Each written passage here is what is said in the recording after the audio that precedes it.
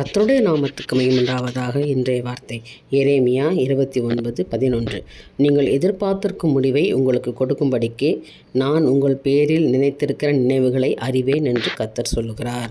பிரியமானவர்களே, இந்த நாளில் உங்களுக்கு தேவன் கொடுக்கும்படியே காத்திருக்கிறேன். ஏனென்றால் நீங்கள் என்ன எதிர்பார்த்து காத்திருக்கிறாயோ அதை நான் உனக்கு கொடுக்க போகிறேன். நெடுநாளாக காத்திருக்கிறேன் இல்லையா?